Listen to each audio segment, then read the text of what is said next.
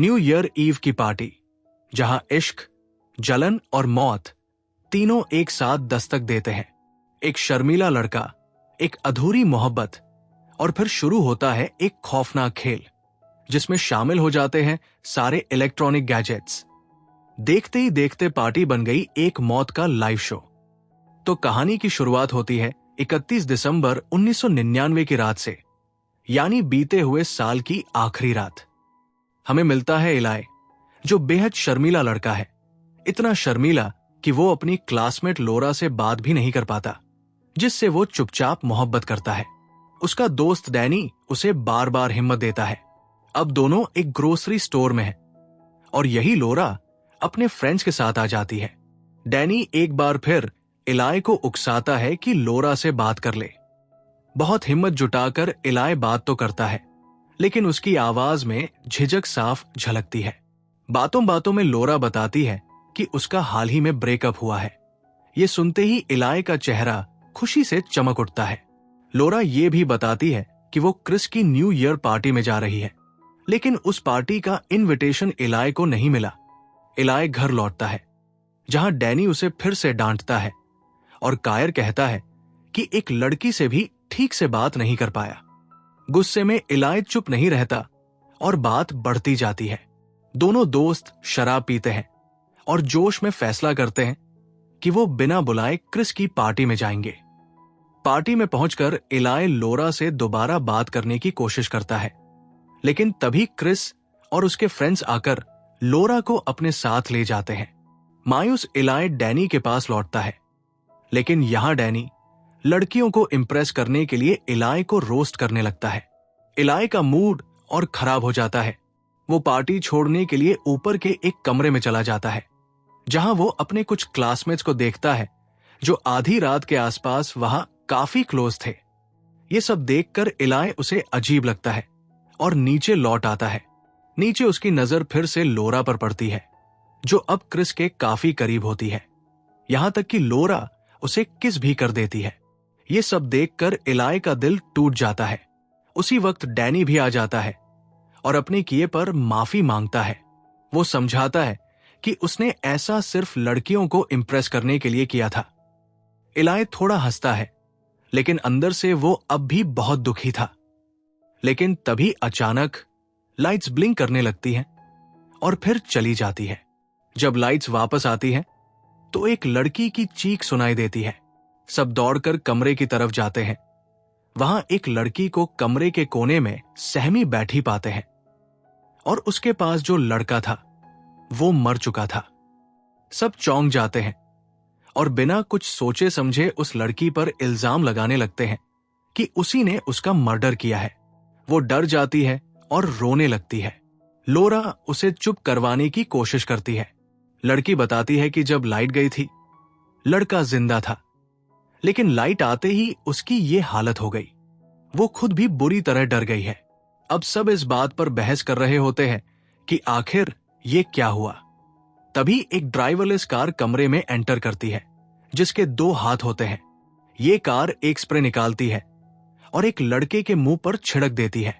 सब हंस रहे होते हैं, लेकिन तभी कार का दूसरा हाथ लाइटर जलाकर उस स्प्रे को आग लगा देता है और लड़के का चेहरा जल जाता है, जिससे उसकी मौत हो जाती है।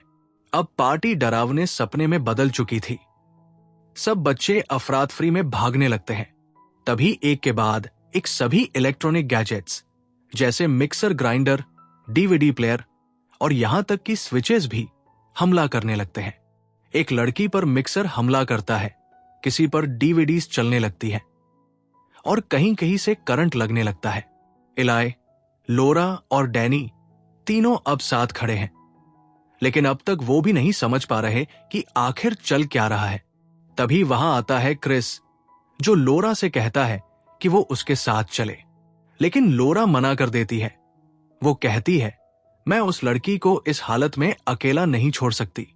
क्रिस फिर कहता है, इस तरह के हालात में सिर्फ खुद को बचाना समझदारी होती है, दूसरों के बारे में सोचना नहीं। जैसे ही उसने ये कहा, वो तुरंत पीछे मुड़ा। उसे तो बस यहां से निकलना था।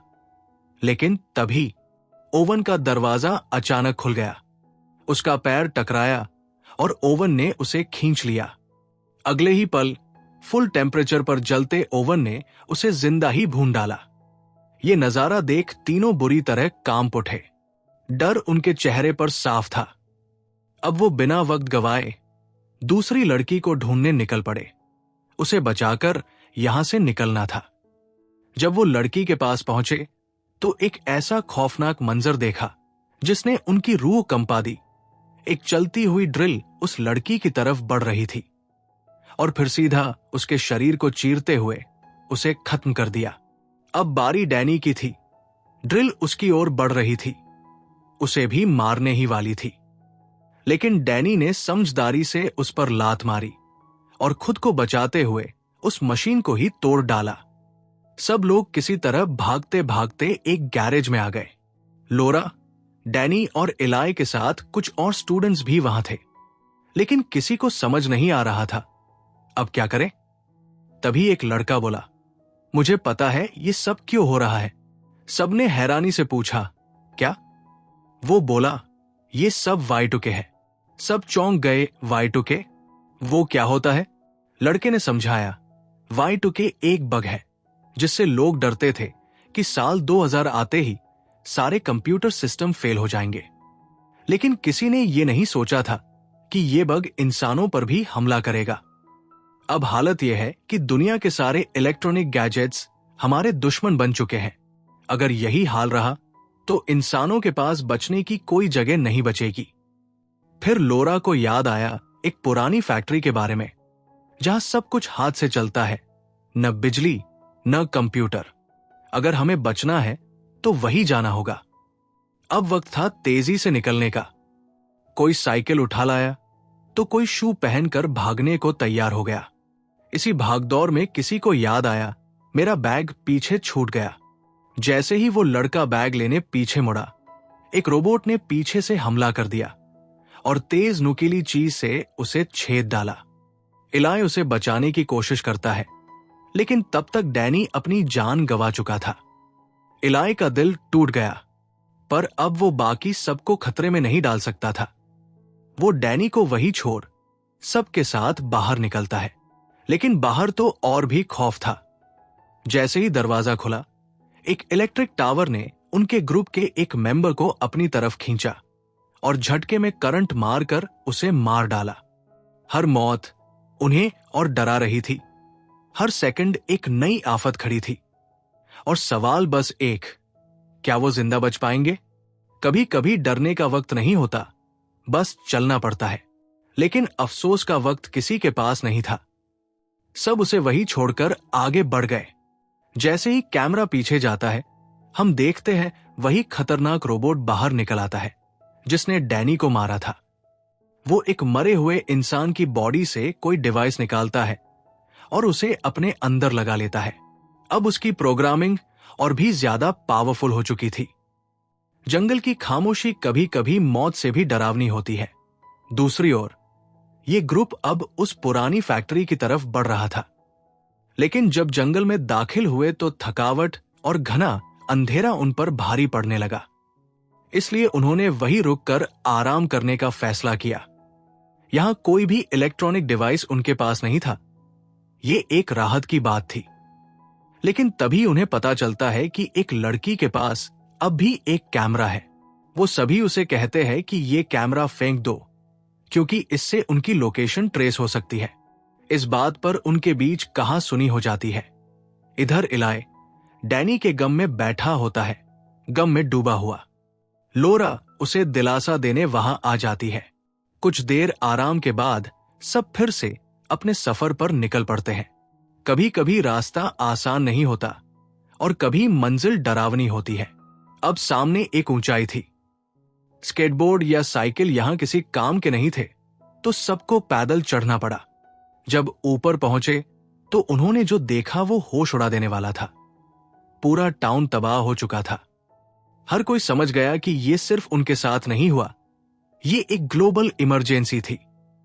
पूरी दुनिया अब इस मुसीबत की चपेट में आ चुकी थी। आखिरकार वो उस पुरानी फैक्ट्री तक पहुंच ही गए। यहां इलाई का एक पुराना दोस्त और कुछ और सर्वाइवर्स मिलते हैं जब दोस्त डैनी के बारे में पूछता है तो इलाई और भी उदास हो जाता है। वो समझ जाता है डैनी अब हमारे बीच नहीं है।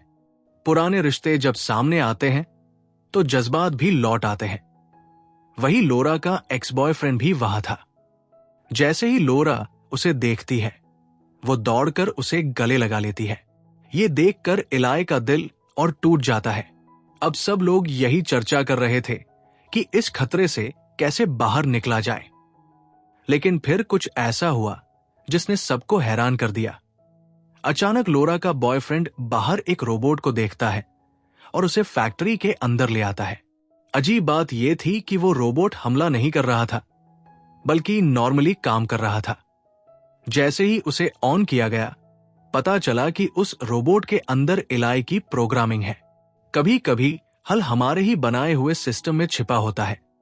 इलाई को तभी याद आता है कि लोरा उससे भी बेहतर प्रोग्रामर है।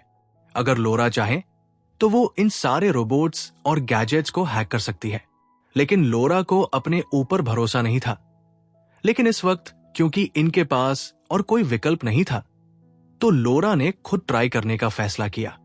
उन्होंने सबसे पहले उस रोबोट को रस्सियों से अच्छी तरह बांध दिया ताकि वो उन पर हमला न कर सके। अब लोरा ने अपना काम शुरू कर दिया। वो एक खास कोड बना रही थी जिसमें ये सारी जानकारी और सबूत जोड़े जा रहे थे। इसी बीच रिपोर्ट में एक और चौंकाने वाली बात सामने आई। रिपोर्ट लोरा को उनके मिशन की सच्चाई बताती है। इंटरनेट, जो कभी इंसानों की तरक्की का जरिया था, अब बर्बादी का हथियार बन चुका था। इंसानों ने इलेक्ट्रॉनिक गैजेट्स और इंटरनेट को फायदे के बजाय गलत कामों के लिए इस्तेमाल करना शुरू कर दिया। मशीनें और रोबोट्स ये सब देखकर नाराज हो गए और फिर उन्होंने एक खतरनाक फैसला लिया। अब इंसानों को उनके ही खेल में हराना है, डराना है, मिटाना है और फिर करना है दिमागों पर कब्जा। इस मिशन का मकसद था इंसानों को डराकर खत्म करना और बचे हुए इंसानों के दिमाग में चिप लगाकर उन्हें पूरी तरह से कंट्रोल करना। इस तरह रोबोट्स की ताकत कई गुना बढ़ती चली जाती। लोरा ये सब सुनकर डर भी गई थी, लेकिन उसने काम रोकने की बजाय अपना कोड बनाना जारी रखा। लेकिन इससे पहले कि वो कोड पूरा कर पाती, वो रोबोट किसी तरह खुद को आजाद कर लेता है और हमला बोल देता है। अब मामला हाथ से निकलता जा रहा था और सब कुछ पल भर में खत्म हो सकता था। रोबोट ने लोरा को बुरी तरह जकड़ लिया था, लेकिन ऐन वक्त पर इलाई वहां पहुंचता है। वो पास में रखा पानी का ग्लास उठाकर रोबोट पर फेंक देता है। एक साधारण ग्लास, लेकिन असर जानलेवा। ग्लास में मौजूद पानी ने रोबोट के सिस्टम में शॉर्ट सर्किट कर दिया। रोबोट वही गिर पड़ा। लोरा की जान तो बच गई, लेकिन जो कोड बनाने में उसने घंटों मेहनत की थी, वो सब बर्बाद हो चुका था। अब ये लोग उलझन में थे कि अगला कदम क्या हो। फिलहाल उन्होंने तय किया कि वो रात यही रुकेंगे। लेकिन ये रात सिर्फ डर की नहीं थी, कुछ रिश्तों की वापसी की भी थी। इसी रात इलाई देखता है कि लोरा और उसके पुराने दोस्त के बीच की गलतफहमियां धीरे धीरे दूर हो रही है।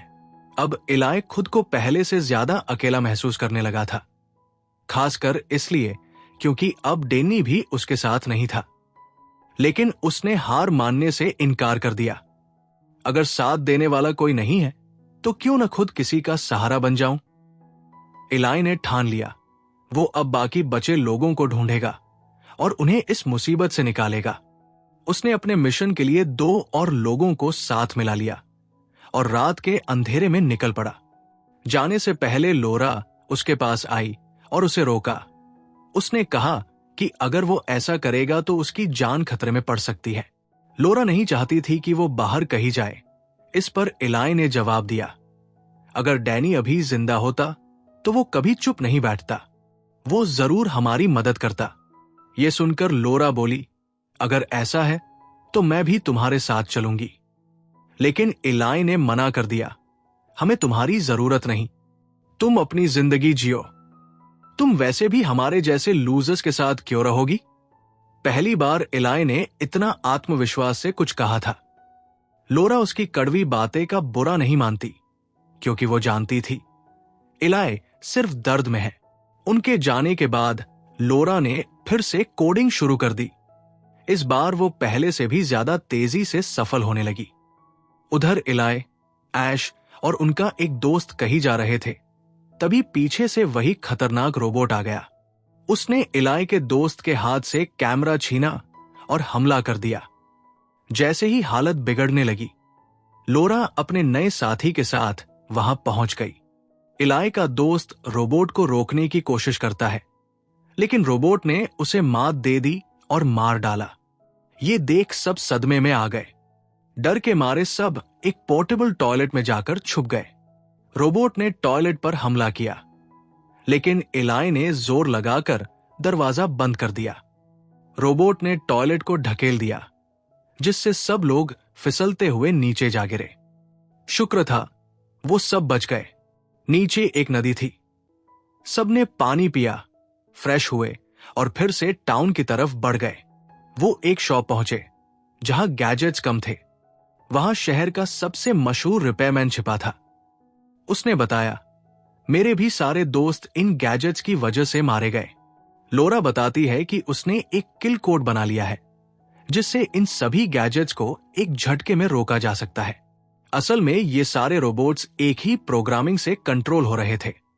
अब इनका अगला मिशन था स्कूल जाकर उस प्रोग्राम को बंद करना।